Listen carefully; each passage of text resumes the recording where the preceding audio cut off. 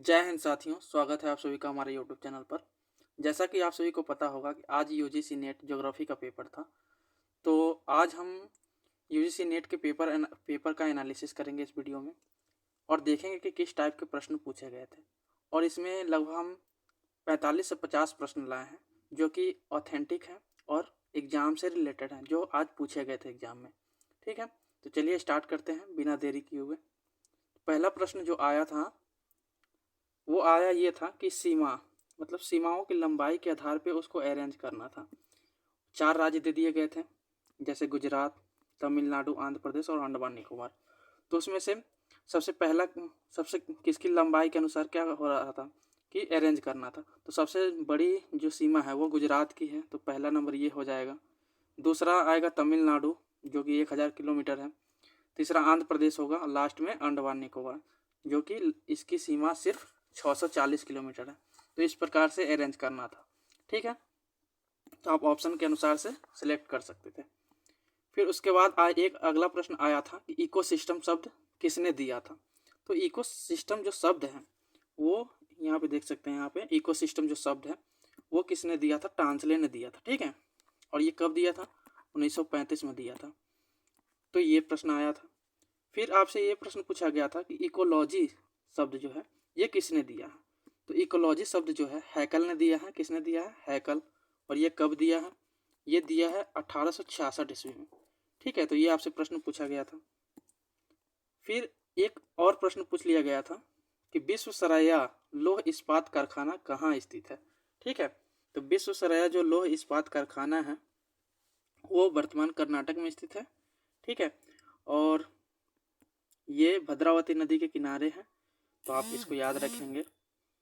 अब हम बात करें अगले प्रश्न की। तो अगला प्रश्न ये पूछा गया था कि उसमें से 4 ऑप्शन दिए गए थे। पूछा गया था कि इसमें कौन सा ह्यूमन ज्योग्राफी का भाग है, नहीं है। ठीक है, तो ह्यूमन ज्योग्राफी का भाग पूछा गया था। तो क्वांटिटेटिव ज्योग्राफी जो है ह्यूमन ज्योग्राफी का भाग नहीं है। जबकि हमें ऐसा महसूस होता है कि क्वांटिटेटिव ज्योग्राफी होगा, मतलब मात्रात्मक, यानी कि एक होता है गुणात्मक, एक होता है मात्रात्मक। तो इसमें हम मात्रात्मक चीज़ों का अध्ययन नहीं करते हैं, तो इसमें नहीं पूछा गया था। तो हमारा राइट आंसर क्या होगा इसमें, क्वांटिटेटिव ज्योग्राफी। फिर आया था एक मिलान करने के लिए आया था। तो इसमें दो बीच वाले जो ऑप्शन थे वो काफ़ी अटपटे से थे, और जो शुरू वाला और लास्ट वाला था वो आसानी से मिल जा रहा था, तो हम उसके बेस पे लगा सकते थे। जैसा कि पहला पूछा गया था कि नागार्जुन सागर बांध कहाँ पे है। यहाँ पे आप देख सकते हैं नागार्जुन सागर बांध, तो ये आंध्र प्रदेश में है। मेटूर बांध तमिलनाडु में है, कृष्णा नदी पे। ठीक है, ये भी कृष्णा नदी पे है नागार्जुन सागर बांध। फिर बात करें इडुक्की परियोजना, ये चौथे नंबर पे आया था ऑप्शन में। तो इडुक्की परियोजना जो है ये किस नदी, कहाँ पे है, इडुक्की नदी पे है। कहाँ पे है, केरल में है। ठीक है, इडुक्की नदी पे है। तो ये आपसे प्रश्न पूछ लिया गया था। तो इस प्रकार मिलान करना था, तो आप लोग मिलान कर लिए होंगे। आई होप कि आपका प्रश्न सही होगा। ठीक है, फिर एक आया था थर्मोडायनेमिक्स के नियम। थर्मोडायनेमिक्स 2 प्रकार के नियम होते हैं। एक होता है ऊष्मा गति का नियम। ऊष्मा गति का प्रथम नियम में ये होता है कि ऊर्जा का ना तो ह्रास हो सकता है और ना ही क्या हो सकता है, उसका विनाश हो सकता है। तो ये आपसे पूछा गया था सेकेंड। ठीक है, जो सेकेंड नियम है वो क्या है, तो इसमें कितने परसेंट ऊर्जा का लॉस होता है। तो उसमें ऑप्शन में दिया गया था 70%, 80%, 90%, 10%। तो ये होता है 90% का लॉस हो जाता है, अगले प्राणी तक मात्र 10% ही पहुंच पाता है। तो इसमें लोप की बात की गई थी, तो 90% हमारा राइट आंसर होता। अब हम बात करेंगे, एक प्रश्न आया था एसिड रेन से। ठीक है, किन गैसों से एसिड रेन होता है। ठीक है, तो 4-5 गैस के नाम दे दिए गए थे, उसमें से 2 सेलेक्ट करना था।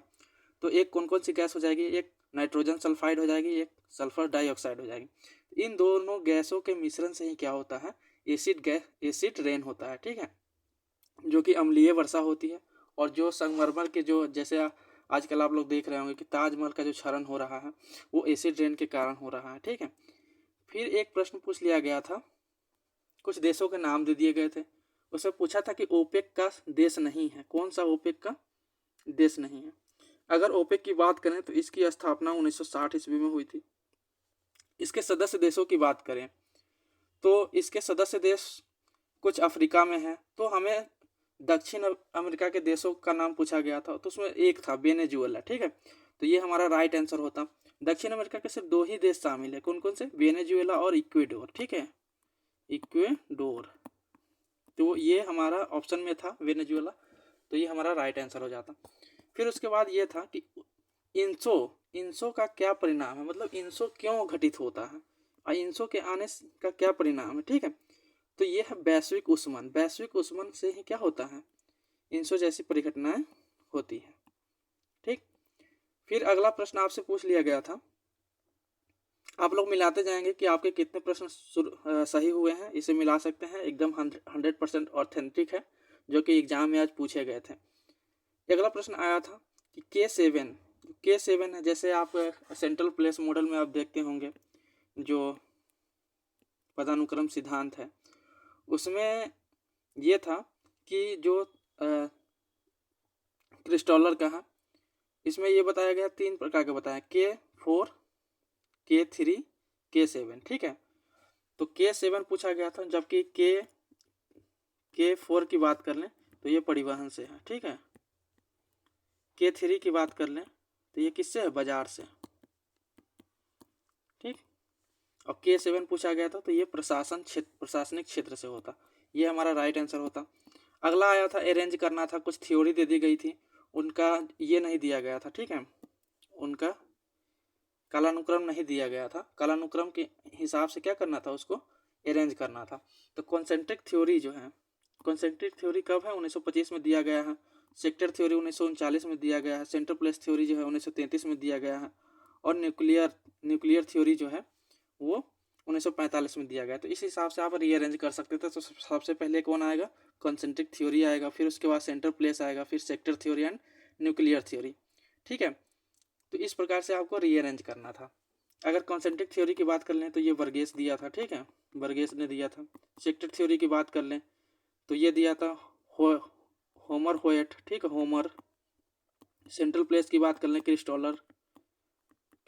ठीक है, और न्यूक्लियर थ्योरी की बात कर लें तो हैरिस और एंड उलमैन। ठीक है, हैरिस उलमैन। ठीक, तो इस प्रकार से आपको रीअरेंज करना था। फिर अगला आया था एक नेटवर्क सिटी पूछ लिया गया था। ठीक है, तो आप लोग देख लीजिएगा, नेटवर्क सिटी एक प्रश्न पूछा गया था, इसका राइट आंसर हमें नहीं मिल पाया है, तो आप देख लेंगे कि नेटवर्क सिटी से भी प्रश्न पूछा गया था। अब एक सीमा से संबंधित प्रश्न आया था, जिसमें ये कहा गया था कि वह सीमाएं जो किसी भी सामाजिक सांस्कृतिक विविधता को देखे बगैर स्थापित कर दिया जाता है। मतलब उसमें ये नहीं देखता कि हाँ भाई ये इससे प्राकृतिक नेचर अलग हो रहा है, यहाँ से सांस्कृतिक नेचर अलग हो रहा है, तो वो उसके परे जो सीमाएं स्थापित की जाती है उसको कहते हैं अध्यारोपित सीमा। ठीक है, उसको कहते हैं सुपर इम्पोज्ड, मतलब कि दबाव डाल करके उसको क्या किया गया है? इम्पोज्ड किया गया है, उसको अध्यारोपित किया गया। तो इसका राइट आंसर अध्यारोपित हो जाता। एक पूछा गया था कि मीठे पानी का झील कौन कौन सा है, तो उसमें कुछ ऑप्शन दिए गए थे, जैसे कैस्पियन सागर, बैकाल झील आदि, ये सब दिए गए थे। तो उसमें हमें मीठा पानी का झील जो कौन सा है? बैकाल झील है। ये संसार का सबसे बड़ा मीठे पानी का झील है, विश्व का सबसे बड़ा। ठीक है, विश्व का सबसे बड़ा, तो ये हमारा राइट आंसर होता, विश्व का सबसे बड़ा। अगला एक प्रश्न पूछा गया था आपसे कि लघु भारत किसे कहा जाता है। उसमें कुछ 4 देश दे दिए गए थे, मॉरिशस, सिसेल्स। तो हमारा राइट आंसर क्या होने वाला था? मॉरिशस। मॉरिशस हमारा राइट आंसर होता। चलते हैं नेक्स्ट प्रश्न की ओर, अगले प्रश्न की बात करते हैं। तो हमें क्या करना था कि जनसंख्या के आधार पे अरेंज करना था कि हम कौन सी जनजाति सबसे ज़्यादा है, और फिर उसके बाद कम होते हुए है। ठीक है, तो सबसे ज़्यादा जनसंख्या की बात करें तो ये भील की है। ठीक है, किसकी है? भील की है। उसके बाद गोंड की है, गोंड की है, ये कि मध्य प्रदेश में पाई जाती हैं और छत्तीसगढ़ में भी। भील जो कि मध्य प्रदेश, राजस्थान, गुजरात आदि में पाई जाती है। संथाल झारखंड में, मुंडा झारखंड में। तो ये इसका रीअरेंज फॉर्म है, सबसे पहले गोंड, फिर उसके बाद भील, संथाल और मुंडा। तो इस प्रकार से ये राइट आंसर होने वाला था। अगला हम बात करें तो यहाँ पे कुछ मिट्टी दे दी गई थी, उसका क्षेत्र विस्तार पूछा गया था कि उस मिट्टी का क्षेत्र विस्तार कहाँ कहाँ पे है। काली मिट्टी, तो आपको केरल वाला काली मिट्टी एक गुजरात वाला दिख रहा होगा, गुजरात वाला सेक्शन। ठीक है, उसमें गुजरात लिखा हुआ था कि गुजरात महाराष्ट्र का कच्छ क्षेत्र, ठीक है। लेटेराइट मृदा कहाँ पे, गोवा केरल, ये लिखा हुआ था उसमें ऑप्शन में, तो उससे मिलान करना था। और जलोढ़ मृदा की बात करें तो ये गंगेटिक प्लेन में मिलता है, और मरुस्थलीय मृदा की बात करें तो ये राजस्थान के पश्चिमी भागों में मिलता है। तो इस प्रकार से आपको मिलान करना था। एक आया था कि इसमें कुछ उपग्रह के नाम दे दिए गए थे, उसमें पूछा गया था कि कौन सा भूतुल्यकालिक उपग्रह है, ठीक है। तो भूतुल्यकालिक उपग्रह की बात करें तो जो भूतुल्यकालिक उपग्रह है जो काफ़ी हाइट पर स्थापित की जाती है, लगभग 36,000 किलोमीटर, ठीक है, इतना किलोमीटर पर स्थापित की जाती है। और इसमें से पूछा गया था, दो हमारे इसमें से राइट आंसर थे, एक इनसेट और एक मीटियोसेट। ये दोनों क्या थे, भूतुल्यकालिक उपग्रह के उदाहरण हैं। अब हम बात करें जीआईएस उपकरण का कालक्रम, ठीक है, इसको रीअरेंज करना था, इसका ऑप्शन मुझे याद नहीं है, ठीक है। तो इससे एक प्रश्न पूछ लिया गया था। वहाँ कुछ जैसे यूरोप के जीपीएस सिस्टम को दिया गया था, फिर उसके बाद क्या कहते हैं अमेरिका का, तो उस हिसाब से उसको रीअरेंज करना था कि सबसे पहले कौन आया था। जैसे जीपीएस इसका काल अनुक्रम के अनुसार से सजाना था। फिर उसके बाद एक अगला प्रश्न पूछ लिया गया था कि व्यापार संगठनों में कौन सबसे ज़्यादा पुराना है, तो उसमें यूरोपियन एजेंसी, अलग अलग एजेंसी दिया गया था, अमेरिकन एजेंसी। तो इसमें एक आपको लगाना था कि कौन सा इसमें राइट आंसर होने वाला है, ठीक है। अब हम बात करें, एक प्रश्न इससे आया था कि आयोनियन निर्देशन, ठीक है, आयोनियन दर्शन से कौन संबंधित है, आयोनियन दर्शन से आया था, तो ये थेल्स हमारा राइट आंसर होने वाला है। आयोनियन दर्शन से कौन संबंधित है, तो थेल्स। एक प्रश्न आया था कि पर्वत निर्माण से संबंधित थ्योरी, ठीक है, पर्वत निर्माण से संबंधित थ्योरी आया था, उसमें 4 ज्योग्राफर्स और उसके सिद्धांत के बारे में दिया गया था। तो भू अभिनति सिद्धांत की बात करें तो ये कोबर ने दिया है, होम्स ने, तो इसमें मिलान करना था संवहन धारा सिद्धांत से, जेफरीज तापीय संकुचन सिद्धांत, हॉल और डाना भूसन्नति सिद्धांत। तो इस प्रकार से हमको इसको मिलान करना था। तो इस प्रकार से आप लोग देख लीजिएगा आपने क्या लगाया है। एक पूछा गया था कि आर्यक नार्डिक जो जनजाति है वो भारत के किस क्षेत्र में निवास करती है, तो आर्यक नार्डिक जो जनजाति है भारत के पश्चिमी भारत में ये निवास करती हैं, और इनकी मुख्य भाषा क्या होती है, संस्कृत होती है, ठीक है। और आर्य जो लोग हैं उनको क्या माना जाता है, ये पश्चिमी देश से आए हुए हैं, ठीक है, इसलिए ये पश्चिमी भारत में ही हैं ज़्यादातर। उसके बाद क्या था कि जन्म दर को प्रभावित करने वाला कारक, तो इसमें बहुत लंबा ऑप्शन दिया गया था, बाल विवाह, दहेज, बहुपत्नी विवाह, तो इस टाइप से प्रश्न ऑप्शन दिए गए थे। तो जन्म दर को कौन कौन सा प्रभावित करता है, तो बाल विवाह करता है, बिल्कुल करता है, बहुपत्नी और बहुपति विवाह, दहेज, ठीक है। तो इस प्रकार से आपको देख लेना था उसमें। फिर उसके बाद क्या था कि संप्राय मैदान शब्द किसने दिया है, तो एक आया था कि ये आपसे प्रश्न पूछा गया था संप्राय मैदान किसने दिया है, तो एक डेविस इसका राइट आंसर होने वाला था। अगला हम बात करें अल्बिडो के को क्या करना था, अरेंज करना था कि मतलब किसका अल्बिडो सबसे ज़्यादा है, फिर उसके बाद कम होते होते हैं, ठीक है। तो बात करें, इसमें 4 ऑप्शन दिए गए थे, काला बादल, बालू, काली मिट्टी और जल। तो काले बादल की बात करें तो इसका अल्बिडो क्या होता है, काफ़ी ज़्यादा होता है, क्योंकि अल्बिडो क्या होता है कि जो रिफ्लेक्ट हो जाता है, ठीक है। तो काले बादल की बात करें इसका सबसे ज़्यादा होगा, फिर बालू का, काली मिट्टी, जल का सबसे कम होगा, क्योंकि जल में क्या होता है, प्रकाश इंटर कर जाती हैं और बहुत तेज मतलब धीरे धीरे वो क्या होता है, अवशोषित कर लेती हैं। तो इस टाइप से सबसे पहले काला बादल होगा, फिर बालू, फिर काली मिट्टी, फिर जल। तो ये हमारा राइट आंसर होने वाला है। अब हम बात करें, कुछ नदियाँ दी गई थी, उनको लंबाई के अनुसार रीअरेंज करना था। तो हम बात करें चंबल नदी की, चंबल नदी की लंबाई कितनी है, सबसे लंबी नदी होगी चंबल, ऑप्शन नंबर पहले नंबर पे आएगा, चंबल नदी सबसे लंबी है, 1051 किलोमीटर है। दूसरे नंबर पर गोदावरी नदी आती जो कि 910 किलोमीटर है। उसके बाद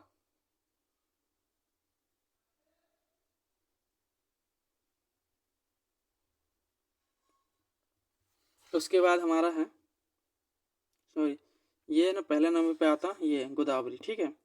ये गोदावरी की लंबाई जो है वो 1400 13 किलोमीटर के करीब है, ठीक है, 1453 किलोमीटर। तो गोदावरी हमारा होगा, फिर उसके बाद चंबल होगा, फिर उसके बाद कोसी नदी होगा, फिर दामोदर होगा। तो इस प्रकार से आपका राइट आंसर होने वाला था, ये आप लोग कर लेंगे सही, 1453, ठीक है। फिर उसके बाद एक आया था प्रश्न कि कौन सी नदियाँ कहाँ से निकलती हैं, नदी और उसके निकास क्षेत्र मतलब कहाँ से निकलती हैं, उससे पूछा गया था। तो सिंधु नदी, आप लोग को पता होगा कि सिंधु नदी कहाँ से निकलती है, मानसरोवर झील से निकलती है। फिर सतलज, सतलज नदी है जो मानसरोवर के राकस ताल से निकलती है, ठीक है, मानसरोवर के राकस ताल से निकलती है। ब्यास नदी की बात करें तो रोहतांग दर्रे से होते हुए आती है, ठीक है। और रावी नदी की बात कर लें तो ये बारालाचा दर्रा धौलाधर श्रेणी से निकलती है, ठीक है। तो ये आपको मिलान करना था, आप दो को अगर मिलान कर लेते, एलिमिनेशन जो जो एलिमिनेट करके लगाया है आंसर उसका क्या हो गया, 1-2 मैच कर गया, मतलब आपको सीधे आगे बढ़ जाना है। तो यही आपका इस टाइप के क्वेश्चन का वो था, ठीक है, जल्दी करने का आसान ट्रिक था, आप इस प्रकार कर सकते थे। फिर उसके बाद आया था कि पर्वतों को रीअरेंज करना था उनके ऊंचाई के आधार पे। तो ऊंचाई के आधार पे जो रीअरेंज करना था उसमें पर्वतों के नाम दिए गए थे, जैसे कि हो गया कंचनजंगा, ठीक है, मकालू, अन्नपूर्णा, ये हमारा रीअरेंज किया हुआ है, आपका ऑप्शन में इधर उधर दिया गया था। तो कंचनजंगा की जो ऊंचाई है वो 8,598 किलोमीटर है, ठीक है। और फिर मकालू है, इस प्रकार से आप रीअरेंज कर सकते हैं। इससे कम है फिर मकालू का, अन्नपूर्णा, फिर धौलाधर, इस टाइप से क्या है कि आपका ये अरेंज किया हुआ है। फिर अगर बात करें हम, अगला प्रश्न ये आया था, आपसे पूछा गया था कि इनमें से कौन सा गलत है।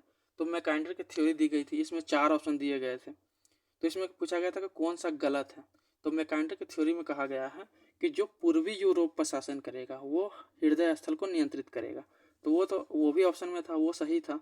लेकिन जो ऑप्शन में ये दिया गया था कि जो पश्चिमी यूरोप पर नियंत्रण करेगा वही क्या होगा, हृदय स्थल को नियंत्रित करेगा।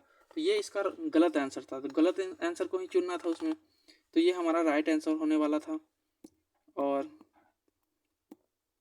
बात करें अगले प्रश्न की, और ये कहा गया था कि जो हृदय स्थल को नियंत्रित करेगा वो विश्वद्वीप को नियंत्रित करेगा, जो भी हृदय स्थल पर नियंत्रित करेगा वो पूरा विश्व का क्या होगा, विजेता होगा, और विश्व पे राज करेगा, विश्व पे राज करेगा, ठीक है।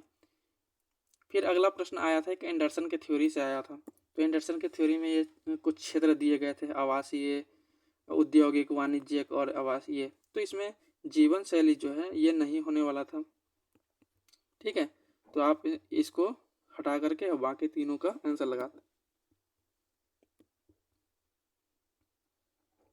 फिर उसके बाद आपसे पूछा गया था कि माल्थस के थ्योरी से पूछा गया था, उसमें 4 वो दिए गए थे, कथन दिए गए थे, उसमें पूछा गया था कि कौन इसमें सही है, ठीक है। तो गलत पूछा गया था, तो आप सही हटा लेते और फिर उसके बाद क्या होता, चुनाव कर सकते हैं कि कौन कौन से गलत है। तो एक उसमें ऑप्शन था कि पश्चिमी देशों पर आधारित है। जो माल्थस ने थ्योरी दिया है वो बिल्कुल सही में पश्चिमी देशों से पे आधारित है। और उन्होंने बताया है, ये कब दिया है माल्थस ने अपना थ्योरी, 1798 में, ठीक है। और एक ये भी था कि उन्होंने बताया था कि उसमें एक ऑप्शन ये गलत था कि जो पॉपुलेशन है उसमें लिखा था पॉपुलेशन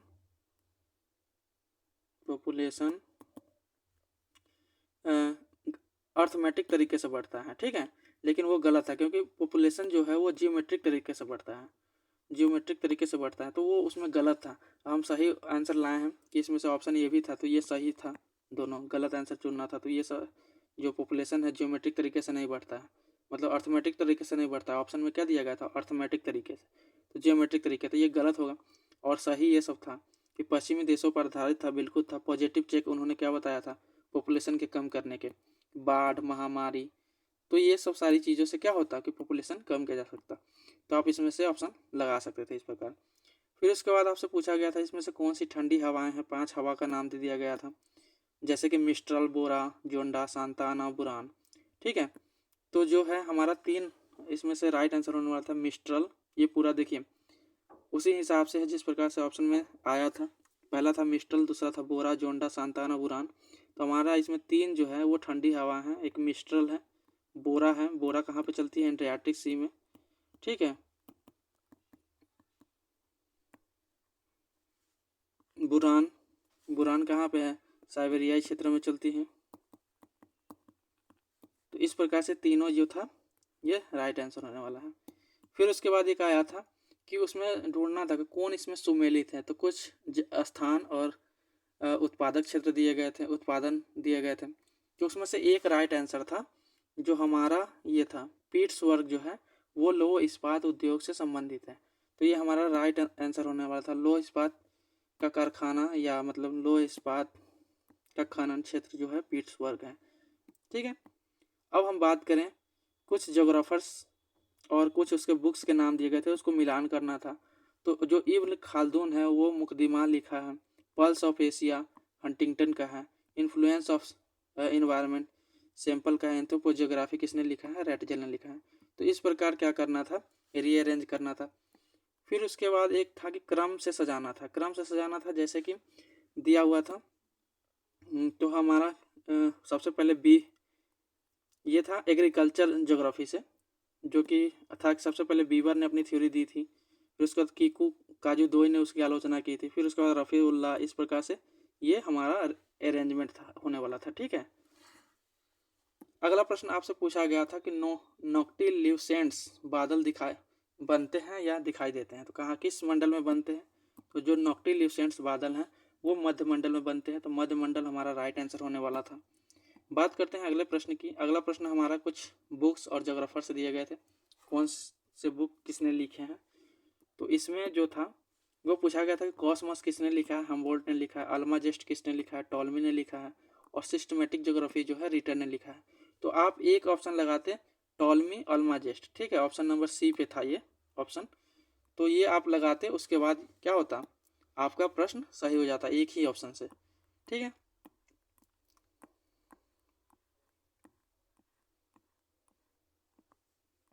तो इस प्रकार से